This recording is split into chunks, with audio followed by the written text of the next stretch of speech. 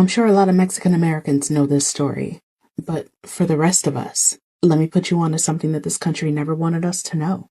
There was a decade in Texas where Mexican Americans were hunted, not secretly, not by fringe groups. I'm talking Texas Rangers, sheriffs, and white vigilantes, killing people with badges pinned to their chests like permission slips. And this period has a name: La Matanza, the massacre, 1910 to 1920. And the only reason you didn't learn about it in school is because Texas made sure you never did.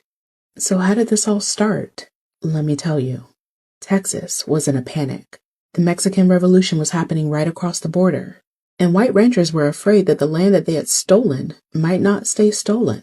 So the state did what America always does when it wants to justify violence. It manufactured a threat. Mexicans are dangerous. Mexicans are bandits. Mexicans are rebels. Mexicans are spies. And once you label an entire group as a threat, you've already written the permission slip for violence. That's when the killings began. Door-to-door raids, kidnappings, interrogations, shootings without trial. Some people were murdered crossing the wrong patch of road. Some were murdered just for being Mexican in the wrong town. Texas called it law and order, but history calls it what it was: state-sanctioned terror. Entire communities lived in fear of men on horseback wearing ranger badges. No warrants, no trials, no accountability. Historians confirm that hundreds of Mexican Americans were killed.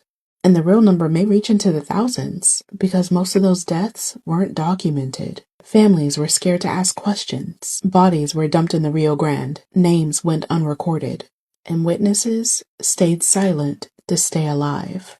The Rangers carried out lynchings, public shootings, and executions without trial, all under the banner of protection. This wasn't a riot, it wasn't a conflict, it was a purge. By 1919, the violence was so widespread that Texas legislature had no choice but to launch an investigation. The Canales investigation. Hundreds of pages of testimony. Witnesses describing murders, tortures, disappearances. And what happened? Almost no one was punished. A few rangers were dismissed. Most kept their jobs and some were even promoted. And their findings? Buried. Not taught. Not acknowledged. Texas rewrote the story and turned the Rangers into heroes. They didn't forget La Matanza. They concealed it. This wasn't ancient history. People who survived La Matanza lived well into the 1980s and 1990s. Their grandchildren are alive right now. And the fear that still sits in some Mexican American families, that don't draw attention, don't call the police, that don't make noise, fear, that's not cultural memory. That's generational trauma.